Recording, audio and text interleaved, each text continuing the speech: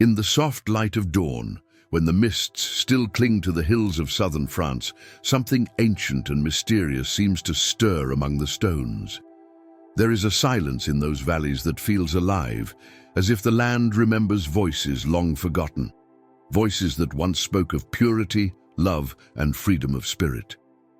In those same hills, 8 centuries ago, a movement began that would challenge the might of the most powerful institution on earth. It was a faith so radiant in its simplicity that it drew hearts from every walk of life, yet so dangerous in its truth that it provoked an empire to fury. This is the story of the Cathars, the good Christians of Languedoc, whose courage and conviction shone like a flame against the gathering darkness of medieval Europe, at a time when the Church ruled not only souls, but kings. Religion and power were inseparable. The faith that had once begun with fishermen and wanderers had become the foundation of armies and empires. The papacy stood as both spiritual guide and political force, its cathedrals towering over towns as symbols of divine authority. But beneath that grandeur, many saw decay. Priests who lived in luxury, bishops who traded favors for gold, and a growing distance between the teachings of Christ and the deeds of his church. In the South, where the people valued freedom of thought and harmony among faiths, this corruption was impossible to ignore. They longed for something pure, something that spoke not of fear and punishment, but of light and compassion. Out of that longing came the Cathars. They called themselves simply the Pure Ones, men and women who sought to live as Christ had lived, without greed, without lies, without cruelty. Their message was both humble and revolutionary, that the world of spirit and the world of flesh were not the same, and that true faith could never be owned by any institution. They preached that the soul was divine, trapped in a corrupt world created not by God, but by a lesser power. To be free, one must live in truth and love, rejecting the false comforts of wealth and violence. Their words spread like a quiet song across the hills, whispered from home to home, shared in secret gatherings where hearts were lifted and souls felt seen. The movement began to grow, finding followers among peasants and nobles alike. In towns like Toulouse and Albi, entire communities welcomed the good men and good women who walked barefoot through the villages, blessing the sick, comforting the poor, and speaking of a kingdom not built by hands, but born within the heart. They refused the luxury of the clergy, choosing instead a life of poverty and peace. To those who listened, their message felt like the echo of Christ's original call, a return to the spirit of the gospel before it was bound by power. But to Rome, their words were poison. If salvation could be found without the church, its authority would crumble, and so too would its control. At first, the church tried to reason, then to intimidate. Envoys came to debate, priests to persuade. Yet the Cathars' gentle conviction disarmed them all. The people saw the difference between faith that ruled through fear and faith that lived through love. And that difference could not be unseen. Rumors began to spread through cathedrals and courts that a new kind of Christianity was rising, one that threatened to unmake the world as Rome had built it. What began as a whisper in the hills of Languedoc soon became a movement that neither sword nor sermon could easily silence. From those first quiet gatherings would come both hope and tragedy. The rebirth of a faith that dared to challenge the empire of power, and the beginning of a persecution that would reshape the soul of Europe. But for now, in this moment before the storm, their light shone purely, untainted by fear, untouched by flame. The story that follows is not just one of history, but of spirit, a reminder that truth, once awakened, can never fully be destroyed. If stories like this speak to you, remember to subscribe, like, and leave a comment to share your thoughts. Every voice helps this history live again, and your support keeps these forgotten tales of faith and courage alive for others to discover. Beneath the calm beauty of Languedoc's sunlit hills, the roots of a movement began to grow long before anyone could name it. Christianity in medieval Europe had become inseparable from power, politics, and wealth, its spiritual heart often buried beneath ritual and authority. Yet in the quiet corners of the continent, whispers of older truths still lingered, echoes from the earliest centuries of faith when believers sought personal communion with the divine rather than obedience to an institution. Among merchants, travelers, and mystics who crossed the Mediterranean and the Balkans, fragments of a different Christianity passed from one generation to another, carrying with them a flame that would one day ignite in the south of France. Ideas that would later be called Catharism found part of their origin among the Bogomils of Bulgaria and the Balkans, whose faith drew from ancient dualist beliefs that saw the world as a battlefield between the powers of light and darkness. They taught that the visible world was created by an inferior spirit, a deceiver who trapped divine souls within corrupt flesh. Salvation, they said, was not gained through ritual or priestly intercession, but through awakening, through a recognition that the soul belongs to a higher, unseen realm of purity. These teachings spread quietly along trade routes and pilgrim paths, mingling with remnants of early Christian Gnosticism until they reached the fertile, questioning spirit of southern France. Communities across Languedoc were ready for such ideas. Disillusionment with the church had grown as corruption and political entanglements became impossible to ignore. Priests who lived in comfort and bishops who brokered power stood in stark contrast to the poverty of Christ's apostles. When Cathar preachers began to appear, offering a message that rejected greed and violence, people listened. They spoke of returning to the truth of the gospel, to a faith of compassion and simplicity. In their eyes, the church had strayed far from its original mission, and the purity of the soul had been buried beneath the weight of gold and the shadow of power. Among the nobles of Languedoc, the appeal was just as strong. Many were weary of the political domination of the northern French and the constant interference of Rome. Supporting the Cathars was both an act of conscience and of quiet defiance. In their castles and courts, these lords welcomed the good men who preached without demanding payment, who lived in humility, and who inspired a kind of reverence not born of fear, but of respect. Even some Catholic clergy felt the pull of their sincerity, their gentleness, and their conviction that the true Church of Christ was not built of stone, but of hearts aligned with truth. Cathar communities began to form throughout the region, each centered on a group of spiritual leaders known as the Perfects. These men and women, having received the consolamentum, the single sacrament of their faith, lived in strict purity. They ate no meat, spoke no falsehood, and refused to take oaths, believing that a person's word should be sacred without the need for divine witness. They practiced non-violence, even in self-defense, for to harm another soul was to harm the divine spark within oneself. Their lives became living sermons, their example a challenge to the opulence and worldliness of the established church. As the movement expanded, tensions quietly deepened. Papal envoys and local bishops debated with Cathar preachers, hoping to expose contradictions or to bring them back under the authority of Rome. But each debate seemed to have the opposite effect. The Perfects, well versed in Scripture, often spoke with greater knowledge and humility than their opponents. Ordinary people, witnessing these exchanges, began to ask difficult questions. Why did those who called themselves the servants of Christ live so differently from him? Why did they condemn those who sought only to live in truth and purity? The answers, when offered, rang hollow.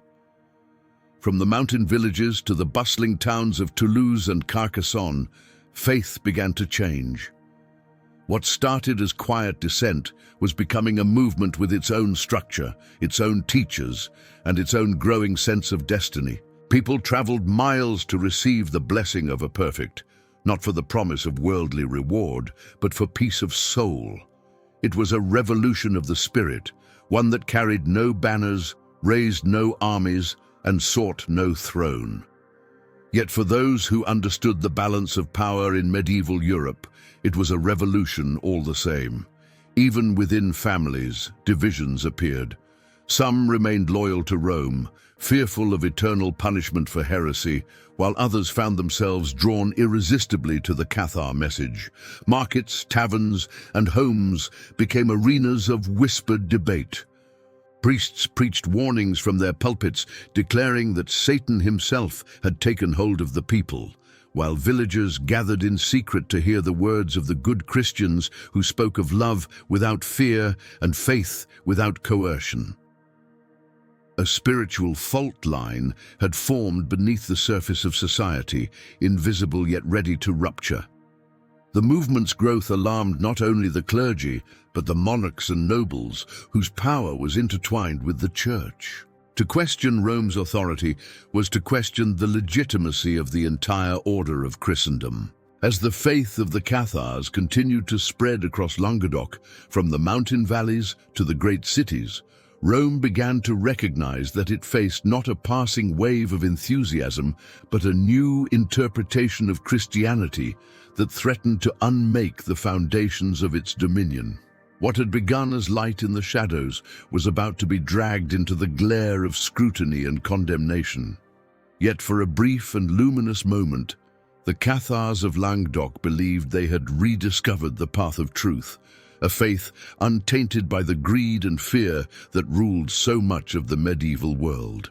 That hope would soon be tested by fire. Within the heart of Cathar belief lay a vision of creation, unlike any preached from the pulpits of Rome. They saw existence as divided between two eternal principles, one of light, one of darkness. The world of spirit was born of the true God, a God of love and purity, while the material world belonged to a deceiver, a fallen power who trapped divine souls in bodies of flesh. Humanity, they taught, was caught between these two realms, each soul a fragment of light imprisoned in matter, yearning to return to its divine home. Salvation could not be bought through indulgence or granted by a priest.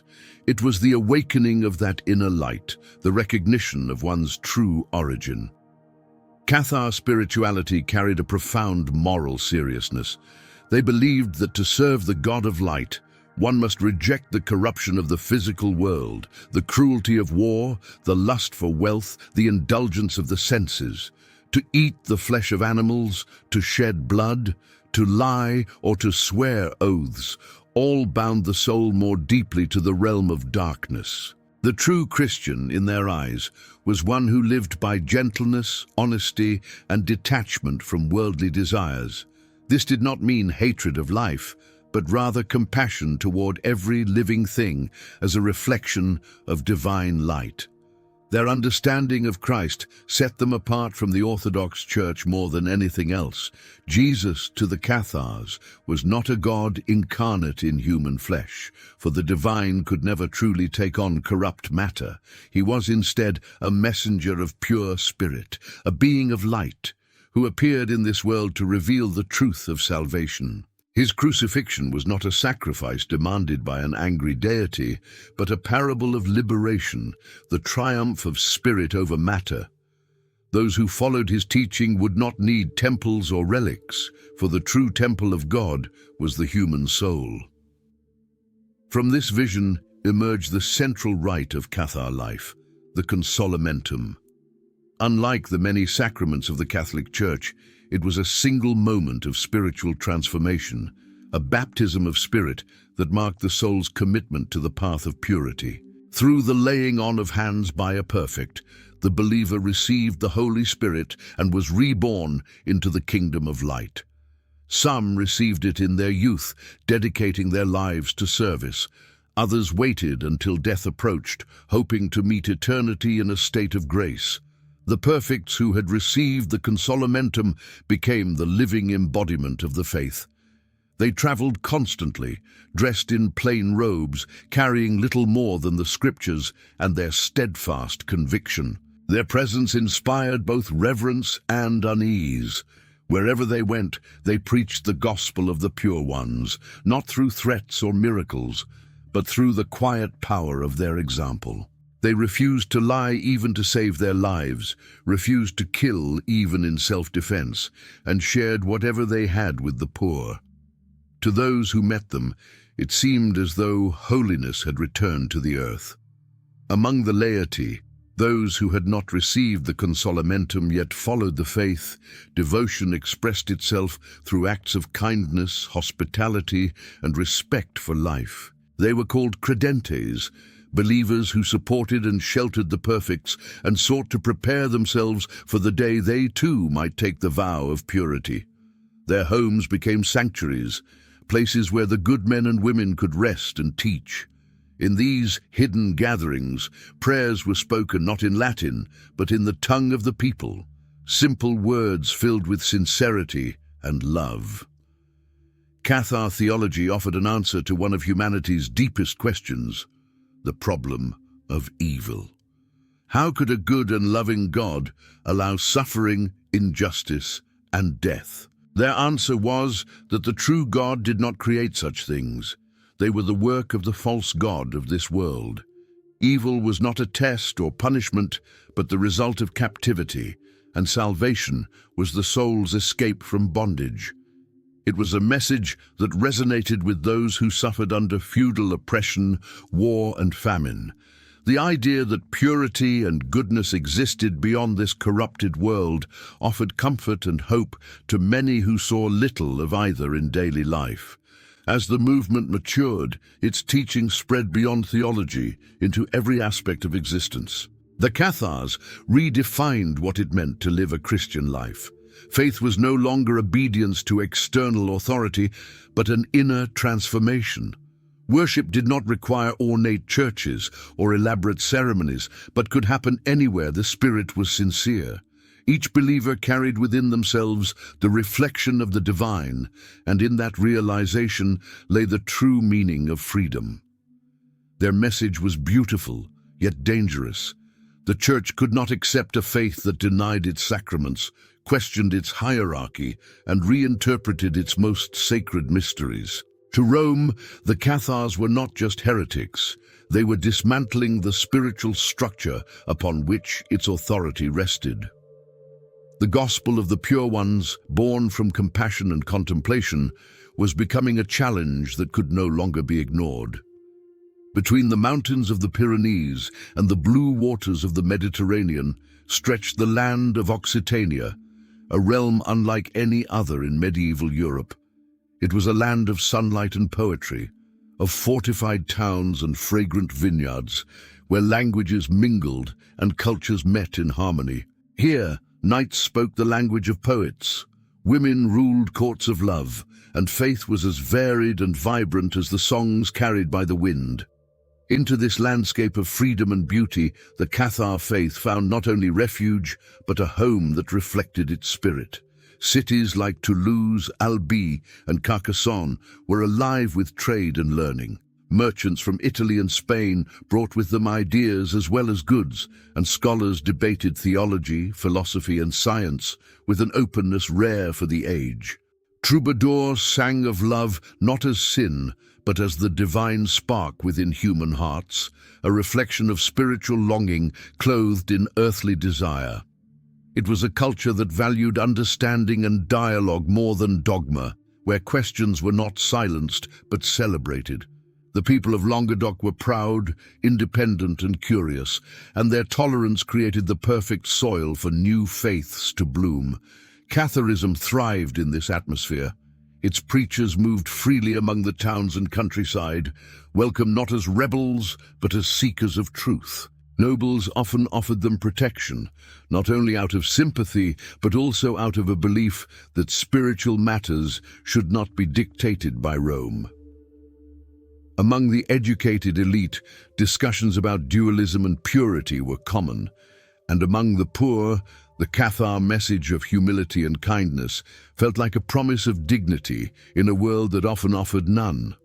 Women, too, found a place of honor within the movement. Unlike the Catholic hierarchy, which confined spiritual authority to men, the Cathars saw no barrier of gender in the realm of the spirit. Women could receive the consolamentum, preach and live as perfects. They were revered as teachers and guides, their voices carrying the same weight as those of their male counterparts. In the courts of Occitania, where women already held influence as patrons of art and thought, this equality resonated deeply. The coexistence of faiths in Languedoc was remarkable. Jews, Muslims, and Christians lived side by side, trading, debating, and learning from one another. This spirit of harmony, rare in the Middle Ages, made the region a beacon of enlightenment. To the north, Europe was defined by crusades and rigid orthodoxy. In the south, by tolerance and imagination. The Cathars embodied this freedom of thought, their faith blending seamlessly with the cultural vibrancy of their homeland. Even the architecture reflected this spirit. The towns of Languedoc rose from the earth with a kind of unassuming grace, their stone walls blending with the hills and the sky. In their quiet streets, music drifted from open windows, and conversations about philosophy and love echoed in the courtyards. Life here felt closer to nature, to beauty, and to truth. Faith was not a matter of fear or compulsion, but a personal journey, a song between the soul and its creator. Yet while Occitania's people lived in this rare balance of freedom, beyond its borders, suspicion grew. Northern clergy and monarchs looked upon Languedoc with both envy and alarm. The idea that Christians could live in peace without the absolute rule of the Church was seen as a dangerous example, one that could spread beyond the mountains. The papacy began to speak of reform, but reform born from control rather than understanding. When papal legates arrived to preach against heresy, they encountered not hostility, but polite indifference. The people listened, nodded, and returned to their daily lives. The Cathars continued to teach, the troubadours continued to sing, and the courts continued to host debates where ideas were weighed by reason, not authority. The Church's frustration grew, for its power thrived on obedience, not dialogue. To be ignored was, in some ways, more threatening than open rebellion. Occitania, with all its color and freedom, had become a mirror that reflected the weakness of the Church's hold over souls. The harmony that united its people, nobles, poets, and preachers alike, was a vision of what Europe might have been had faith and reason walked hand in hand, but that vision stood in defiance of the order that ruled from Rome, and such defiance, however peaceful, could not be tolerated. Beyond the fields and vineyards, forces were beginning to stir. Envoys whispering warnings, councils gathering to discuss the growing heresy. For the moment, the songs of the troubadours still filled the valleys, and the faith of the pure ones still burned quietly beneath the southern sun. But shadows were lengthening, and the peace of Languedoc was nearing its final twilight. Whispers from the south began reaching the papal court, and what had once seemed like a local curiosity soon grew into a crisis that Rome could no longer ignore. Reports told of entire towns sympathetic to the heresy, bishops powerless to command obedience, and nobles who shielded those the Church had branded as enemies of Christ. For the Pope and his advisors, the rise of Catharism was not merely a matter of theology, but of survival. For authority over souls meant authority over kingdoms, and to lose one was to risk losing both. Faith had always been the Church's most powerful weapon, but now that weapon seemed to be turning against its master. Beneath the marble halls of Rome, where decisions shaped the course of nations, clerics spoke of the South with fear and outrage. They saw a land where priests were mocked, sacraments ignored, and the faithful seduced by false prophets. To them, it was as though Satan himself had established a rival church in the very heart of Christendom. Yet what alarmed them most was the Cathars' moral power. Unlike many heretical movements of the past, this one drew strength from its purity. Its leaders lived simply, refused wealth, and inspired admiration even among their enemies. The contrast between their humility and the Church's grandeur exposed a truth that few dared to speak. Corruption had made Rome vulnerable. Papacy sent preachers and envoys in the hope of restoring unity through persuasion. Monks from Citeaux and other great abbeys traveled to Languedoc, armed with sermons, authority, and the conviction that they could reclaim lost souls. Among them was a man who would later become Saint Dominic, moving through the countryside on foot, preaching with patience and sincerity. He sought dialogue rather than domination, speaking to the Cathars in their own language and challenging them through compassion rather than condemnation. For a time, some believed that such efforts might heal the divide, but the faith of the Cathars was not a passing fervor. It had taken root too deeply to be torn out by words alone. The papal legates found themselves humiliated. Their debates, intended to expose heresy, often backfired when Cathar preachers answered with knowledge and calm reasoning. Crowds gathered to watch, and many left more convinced than before that the good Christians spoke truth. Even some Catholic clergy began to question whether the Church's wealth and power had driven it too far from the path of Christ. To Rome, this was intolerable. A spiritual contagion had spread beyond her control, and the infection threatened to undo centuries of labor that had bound Europe under papal authority. Tension escalated when Pierre de Castelnau, a papal legate, was murdered on his return from the south.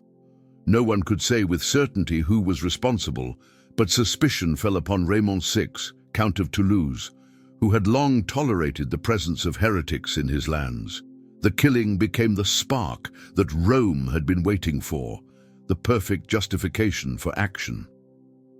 Pope Innocent III, one of the most ambitious pontiffs in history, declared that the time for persuasion was over. Heresy would now be answered not with sermons, but with crusade. Across Europe, preachers spread the call to arms. Indulgences were promised to those who would take up the cross, not against the infidel in distant Jerusalem, but against fellow Christians in the heart of France. To many, the idea of waging war against their own countrymen was unthinkable. To others, it was an opportunity, land, glory, and divine pardon all offered in one cause. Lords from the north rallied to the banner of holy war, their piety mixed with ambition, their devotion with greed. The Church had found its army. Meanwhile, in the south, awareness of what was coming spread slowly. The people of Languedoc, accustomed to negotiation and reason, could not imagine the scale of violence that awaited them. Nobles still believed diplomacy would prevail, that their loyalty to the Church in all but spiritual matters would protect them. But Innocent III was no longer listening to reason. For him, this was not simply heresy, it was rebellion, a challenge to divine order itself. Faith had become a weapon, and Rome intended to wield it to reclaim control. The balance between tolerance and domination was breaking. Peaceful valleys that had known harmony between faiths were now filled with rumors of armies marching under the sign of the cross. Papal decrees spread like fire, branding all who refused to fight the heretics as complicit in their sin. Spiritual freedom was being recast as treason, and those who cherished it would soon pay the price in blood. A movement born from compassion and purity now faced an enemy that claimed to speak for God, yet came bearing swords. What began as a question of belief had transformed into a war for the soul of Europe, one in which the light of conscience would soon meet the darkness of power. Summer of 1209 marked the beginning of a campaign that would forever change the south of France. From every corner of northern Europe, crusaders gathered under the papal banner, answering the call to exterminate heresy. Their motives were as varied as their banners, some driven by genuine faith, others by greed or the promise of absolution. They marched not toward Jerusalem, but toward Béziers, a thriving city whose walls had once echoed with the songs of troubadours and the quiet prayers of Cathar believers. What awaited them was not salvation, but slaughter. Béziers fell swiftly. When the crusading army demanded the surrender of all heretics, the townspeople refused to betray their neighbors. The papal legate Arnaud Amalric, when asked how to distinguish the faithful from the heretics, reportedly replied, "Kill them all. God will know his own." As the soldiers stormed the city, streets ran with blood. Thousands perished, men, women, and children alike. Churches offered no refuge, and cries of mercy were drowned beneath the roar of flames. What had begun as a campaign to defend orthodoxy had become a massacre. News of Béziers spread like a nightmare through Languedoc. Panic gripped the region, yet defiance remained. Carcassonne, a bastion of resistance, prepared for siege. Behind its towering walls, both nobles and commoners sought safety, but hunger and disease proved stronger than valor. The city fell after only a few weeks, its defenders exiled, its leader, Raymond Roger Trencavel, imprisoned and left to die. His lands were granted to Simon de Montfort, the Crusades' ruthless commander, whose ambition matched his cruelty. Montfort's armies swept across the south with relentless force, their campaign blessed by Rome and fueled by vengeance. Villages were burned, crops destroyed, and entire populations displaced. Resistance was met with extermination, loyalty rewarded with plunder. The Crusaders saw themselves as soldiers of God, yet their actions revealed a conquest of territory as much as a cleansing of souls.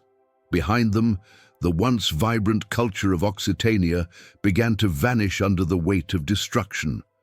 Despite overwhelming odds, the spirit of the Cathars did not die easily. In hidden valleys and mountain fortresses, small groups continued to meet, praying and singing in defiance of their oppressors. To them, death held no terror. Their bodies might burn, but their souls would return to the kingdom of light. The courage of these believers unsettled even some among their enemies, who could not understand how men and women facing certain death refused to renounce their faith. Simon de Montfort pressed his campaign with unyielding determination.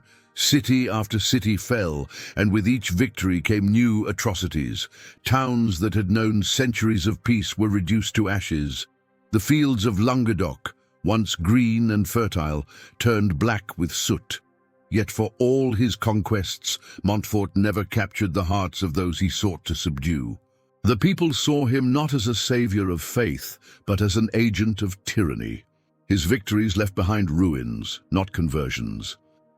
Pope Innocent III praised the Crusaders as defenders of the true church, granting them indulgences and lands in reward for their zeal. Northern nobles enriched themselves, claiming estates from fallen southern lords. What had begun as a holy war had become a reordering of power, a reshaping of France itself under the authority of Rome and its allies. The cross that had once symbolized redemption now marked the banners of conquest. Even amid the devastation, pockets of resistance persisted. Raymond VI of Toulouse, once accused of complicity in heresy, sought to reclaim his lands and his honor. The war dragged on for years, alternating between open battle and fragile truces. Each victory by the Crusaders seemed to harden the resolve of those who still believed in the purity of the Cathar faith. For every fortress taken, another village quietly carried on the teachings of the good men. By the time the smoke began to fade, Languedoc had been transformed. Its language, its culture, and its independence had been shattered, but its spiritual legacy endured. The Albigensian crusade had succeeded in crushing resistance, yet in doing so it exposed the terrible cost of enforcing faith through fear. What Rome had reclaimed in power, it had lost in purity. When the Crusades' fires at last began to cool, Rome faced a new challenge. The Cathars had been scattered, their strongholds reduced to rubble, but the faith itself lingered like embers hidden beneath ash. To extinguish those embers, persuasion and battle were no longer enough. A new weapon would be forged, one that reached not for swords, but for souls. From the ruins of war emerged the Inquisition, a machine of control designed to hunt heresy wherever it dared to survive. At first, the Inquisition moved quietly, gathering intelligence through confession and rumor. Priests and monks questioned villagers about their neighbors, recording every word that hinted at disloyalty. The process seemed orderly, even righteous, for it claimed to seek repentance rather than punishment. Yet behind its calm facade lay a system built on fear. To be accused was to be condemned in spirit, and few could escape its reach. Towns that had once sheltered the good Christians now trembled under the weight of suspicion. Families turned inward, speaking in whispers, avoiding even the appearance of dissent. Children were taught to repeat prayers, not out of faith, but out of terror that a forgotten word might be noticed. The Church had discovered that fear could accomplish what armies could not: silence. Inquisition tribunals became theaters of moral domination. Accused heretics were brought before inquisitors whose authority was absolute. The goal was not justice, but confession, and confession was often extracted through torment. Instruments of pain were sanctified by doctrine. Suffering was recast as purification. To admit guilt, even falsely, meant the hope of mercy. To resist meant death. Public executions became spectacles of faith, reminders that salvation and obedience were now indistinguishable. Among those captured were many who had once been perfects. Their serenity in the face of torture disturbed their captors, who saw in their calmness a strength beyond reason. Some were burned without ever recanting, their ashes scattered as warnings. Yet each pyre lit in the name of orthodoxy became, to those who still believed, a symbol of endurance. The voices of light might be silenced, but their message could not be erased from memory. Papal authority grew stronger through this machinery of control. Records of confessions, denunciations, and punishments filled endless volumes, documenting not only heresy, but the fear that had come to define the age. In towns once alive with song and debate, silence became the new virtue. The Church had won its war, but the cost was the spirit of freedom itself. Still, even in the darkest moments, traces of compassion persisted. Some inquisitors, troubled by the cruelty of their mission, sought gentler paths. They believed conversion should come from understanding, not terror. But such men were few, and the tide of history carried the institution toward greater power and rigidity. The Church had created an instrument that no longer merely defended faith, it defined it. By the mid-13th century, the Inquisition had become the unquestioned guardian of orthodoxy. It reached across borders, shaping not only belief, but thought itself. Fear became a form of worship, obedience a substitute for truth. The ideals that had once inspired the Cathars, honesty, purity, and love, were buried beneath layers of doctrine and dread. Yet beneath that silence, somewhere in hidden valleys and forgotten hearts, their light continued to flicker. Faith, once a source of liberation, had become a chain. The voices of light had been forced into silence, yet silence itself carried their echo. What began as an attempt to preserve unity had instead revealed the fragility of power built on fear. Rome had triumphed, but the cost of that triumph would haunt its legacy for centuries to come. High above the green valleys of Ariège, where the Pyrenean winds whisper against the ancient stones, stood a fortress that became the final sanctuary of the Cathar faith. Montségur rose like a crown upon its mountain, defiant and serene, its walls sheltering those who refused to surrender their souls. For decades, after the Albigensian Crusade had torn through Languedoc, remnants of the good Christians found refuge there, guarded by a small band of knights and believers who saw in that lonely citadel a symbol of divine purity standing against the empire of corruption. It was not merely a fortress of stone, but of spirit, a last beacon of light shining against the deepening shadows of the age. Among the refugees who climbed its steep paths were perfects and credentes, nobles and peasants, widows and wanderers, all united by faith and exile. They lived in simplicity, sharing what little food they could find, praying together at dawn and dusk, their songs carried by the wind across the valleys below. While armies and inquisitors prowled the lands beneath, Montségur seemed untouchable, suspended between heaven and earth, closer to the divine realm they longed for than to the world of men. From its towers, watchers could see for miles in every direction, and for years, that vantage gave them the illusion of safety.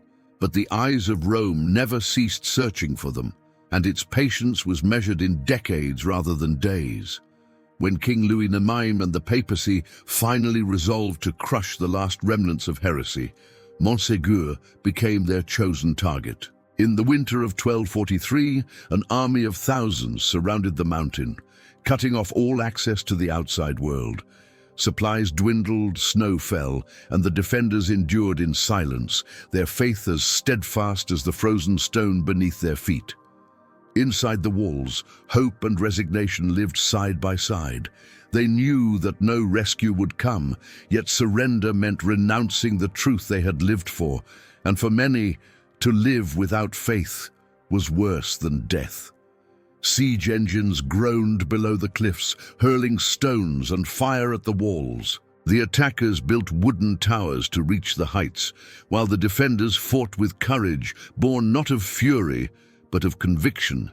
Each day brought new wounds, and yet within the fortress prayers continued, voices calm amid the thunder of war. To those inside, the struggle was not only of flesh and blood, but of spirit, a final test of their devotion to the God of light. They believed that suffering purified the soul, that their ordeal was not defeat, but passage, and that beyond the flames of this world waited a realm untouched by evil. Weeks turned into months, and the siege ground on. Hunger and cold claimed more lives than the sword, yet no cries of despair rose from Montségur, only hymns carried faintly down to the camps below. Those who witnessed the defenders' endurance spoke later of a strange peace upon their faces, as if they had already crossed into another world. The besiegers, hardened by countless battles, found themselves uneasy before such serenity. How could these heretics, condemned by the Church, face death with such grace? Their calmness seemed a reproach to those who fought them, a mirror revealing the emptiness behind holy conquest. When the walls finally fell in March 1244, the victors found not a garrison of soldiers, but a community of believers gathered in prayer. The leaders of the crusading army offered mercy to any who would renounce their faith, but few accepted. More than 200 men and women refused to recant, choosing instead to face the flames together. A great pyre was built at the foot of the mountain, and as dawn broke, the condemned descended from the fortress in silence. Witnesses said they walked as if in procession, singing softly, their faces radiant in the morning light. Among them were perfects who had once wandered through the villages of Languedoc, blessing the poor, healing the sick, and preaching peace. Their teachings would soon be lost to smoke, their names erased from the records of men, but their courage would outlast the power that destroyed them. When the fire was lit, flames rose high against the mountain, consuming bodies, but not faith. To the watching soldiers, it was a spectacle of victory. To those who understood, it was a transfiguration. The light that burned that day seemed to rise toward the heavens, carrying with it the souls of the faithful to the realm of pure spirit they had so long awaited. After the fire died, silence fell upon Montségur. The fortress stood empty, its stones blackened by smoke and scarred by siege. The church declared the land purified, the last stronghold of heresy destroyed. But among the people of the surrounding valleys, whispers persisted. that some Cathars had escaped before the final assault, carrying with them sacred texts and treasures hidden somewhere in the mountains. Legends spoke of a secret legacy buried in caves or guarded by descendants who kept the faith alive in secret. History would call it myth, yet myths often preserve truths too dangerous to name. Montségur became more than a ruin. It became a symbol. Pilgrims and dreamers would climb its paths in centuries to come, searching not for relics of war, but for the memory of those who had chosen spirit over survival.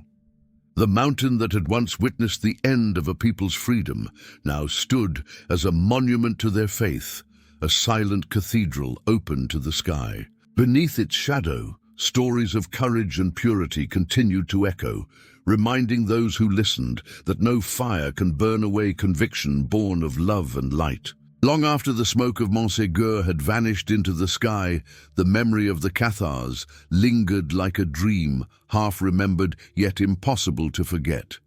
Officially, they had been erased, books burned, names condemned, and their faith declared heresy beyond redemption. Yet beneath the surface of history, their story refused to die. It lived in whispers, in songs, in symbols carved upon forgotten stones, in the quiet places where those who seek truth listen more to the heart than to authority. Something of their spirit endured, hidden like a buried flame, waiting for the breath of time to awaken it again. Scholars of later ages puzzled over how a movement so deeply rooted in compassion and simplicity could have inspired such fear in the Church. Some saw in the Cathars the last heirs of ancient Gnostic traditions, guardians of a wisdom that stretched back to the earliest centuries of Christianity. Others believed their teachings were closer to the mystical faiths of the East, reflections of an understanding that the divine cannot be confined to form or ritual. Whatever their origin, their ideas reappeared again and again, woven into the fabric of Western mysticism like a secret thread running beneath the visible pattern of faith.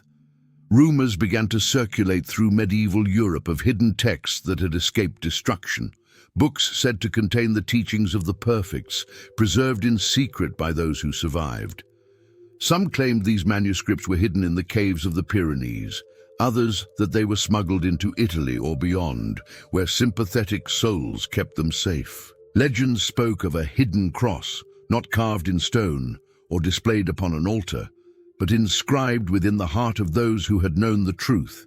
It symbolized the invisible church that could never be destroyed, the communion of souls bound not by law, but by love. Mystics, alchemists, and secret brotherhoods of later centuries often traced their inspiration to the Cathars. The Knights Templar, who themselves would face persecution and annihilation, were said to have shared their secrets and perhaps even their hidden relics. In the shadows of history, the lines between truth and myth blurred, and the Cathar legacy took on an almost sacred mystery. Some believed their spirit flowed into the Rosicrucians, others that echoes of their faith shaped the birth of esoteric Christianity in the Renaissance. Wherever people sought a purer connection to the divine, free from the weight of dogma, the voice of the Cathars seemed to whisper from afar. Among the villages of southern France, the old faith never entirely vanished. Generations later, travelers still heard tales of families who prayed in secret, lighting candles for the good men and women who had died for truth. Songs of their courage were woven into local folklore, their memory intertwined with the landscape itself. Even the ruins of Montségur came to be seen as sacred ground, a place where heaven had once touched the earth. Pilgrims climbed its slopes not in rebellion against the church, but in reverence for the souls who had chosen purity over power. Historians, centuries later, tried to separate legend from fact, yet the boundary remained elusive. Too much of the Cathar story had been written by their enemies, their voices silenced by persecution. What survived was often filtered through the lens of those who sought to condemn or romanticize them. Yet beyond the distortions, one truth persisted, that they had lived and died for an ideal of faith uncorrupted by greed. a vision of divinity as light, love, and freedom. Their hidden cross was not an emblem of defiance, but of remembrance, a symbol of the divine spark that endures within every human soul. As time passed, the Cathars came to represent something larger than their own history. For some, they symbolized resistance to tyranny in all its forms. For others, they embodied the eternal quest for spiritual truth in a world ruled by fear. Artists, poets, and thinkers drew inspiration from their story, finding in their fall a mirror for the struggles of conscience that repeat across the ages. Wherever human beings have sought to reconcile faith with freedom, the shadow of Montségur has stood behind them, a reminder that love of truth often demands a price. Among the stones of their ruined castles and the quiet valleys where they once walked, the air still carries a strange stillness. It is said that on certain evenings, when the sun sets behind the Pyrenees, the light turns crimson, as if the sky remembers the flames that once rose there. Those who stand upon the mountain feel a presence beyond history, a silence that speaks of courage and forgiveness. The Cathars may have vanished from the world of power, but their essence lingers like a prayer that has never ceased being spoken. Faiths rise and fall, empires crumble, but the search for truth continues. The hidden cross of the Cathars endures not as a relic or a doctrine, but as a quiet challenge to every generation, to seek purity in a world of corruption, to honor conscience over conformity, to believe that even in darkness, light remains. Their story, born in persecution and silence, still glows like embers beneath centuries of dust, waiting for hearts brave enough to uncover its flame once more. Centuries have passed since the fires at Montségur faded into ash, yet their glow still lingers in the memory of humankind. Time has softened the edges of the story, turning tragedy into legend, and legend into a quiet reminder of what faith can endure. Though the Cathars vanished from history's stage, the echo of their courage still drifts through the mountains they once called home, carried by the same winds that once sang through the banners of crusaders and the songs of troubadours. Their voices, silenced by force, found new life in the hearts of those who sought a faith unchained from fear, a truth untarnished by power. Across the centuries, philosophers, mystics, and poets have rediscovered fragments of the Cathar vision, often without knowing its name. Wherever compassion is held above judgment, wherever the soul is seen as divine light imprisoned within the world of matter, the spirit of the pure ones breathes again. Their belief in inner freedom, in the sacredness of conscience, and in the eternal struggle between darkness and light continues to resonate with those who question the world around them. The church that once condemned them has changed with time, yet the questions they raised, the nature of good and evil, the meaning of purity, the price of truth, still stir hearts today. Faith, for the Cathars, was never a matter of domination, but of liberation.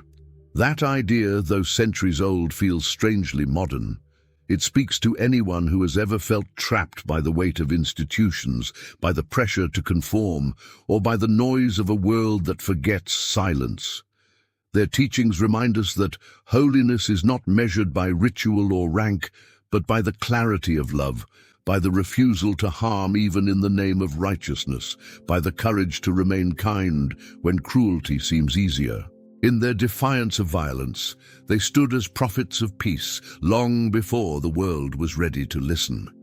Across Europe, their memory flickered in unexpected places.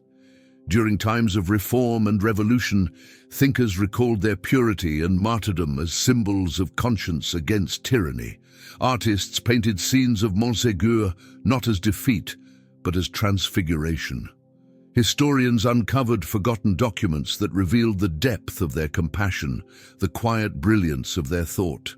Each discovery seemed to whisper that they had never truly disappeared, that something of their light had survived within the collective soul of humanity. In a world still divided by belief, still prone to persecute in the name of truth, the Cathars story feels like both a warning and a promise. It warns of the dangers of power when it disguises itself as piety, of faith that demands submission rather than understanding.